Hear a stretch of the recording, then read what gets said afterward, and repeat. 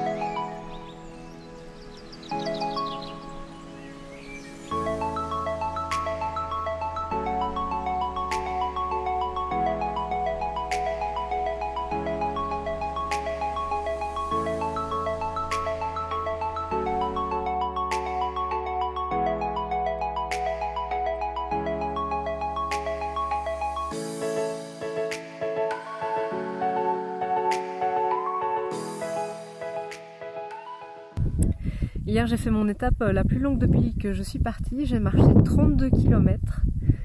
Non, j'ai fait une étape de 32 km et jusqu'à Astorga et après j'ai encore visité Astorga, au total j'ai marché 37 km. Et en vérité j'avais mal nulle part et j'ai repensé à l'année dernière où dès que je faisais 10 km, 15 km c'était vraiment genre la fin de ma vie, c'était trop dur. Et là, cette année, ça me paraît mais d'une simplicité incroyable, quoi. Je suis très contente, très fière de moi. La journée d'hier, la première partie n'était pas super. C'était essentiellement des champs de maïs et on était sur une route, sur une route bétonnée interminable dans les champs de maïs. Mais bon, c'est pas grave, j'étais en très bonne compagnie, donc ça s'est quand même très bien passé. On a traversé le pont le plus long du Camino Frances, qui faisait 3 cm, que vous avez vu dans les photos juste avant. Et on s'est un peu demandé, enfin sûrement il y a une raison, mais ce pont paraît tellement long, et en fait il y a peut-être 2 arches qui passent effectivement au-dessus de la rivière, et les autres pas du tout.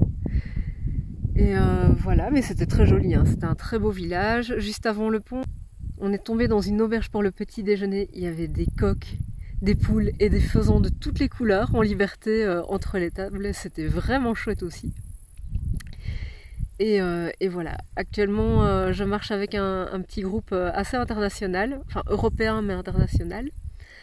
Je vous avais dit que je marchais avec un pèlerin suisse. Et en fait, je fais des étapes de plus en plus longues par rapport à lui. Et hier, je pense que je l'ai vu pour la dernière fois, donc on s'est vraiment dit au revoir.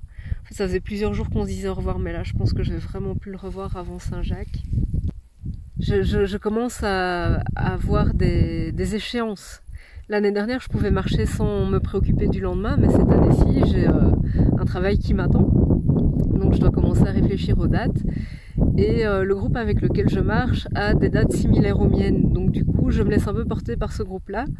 Et ça me motive pour faire des étapes plus longues et arriver à temps à Saint-Jacques et, je l'espère, à Fistera et à Mouchia. Je commence à en rêver. Enfin, de le faire à pied tout du moins. Puisque j'arrive à faire des étapes beaucoup plus longues. Après, dans la Meseta, j'ai aussi fait des étapes de 27 km.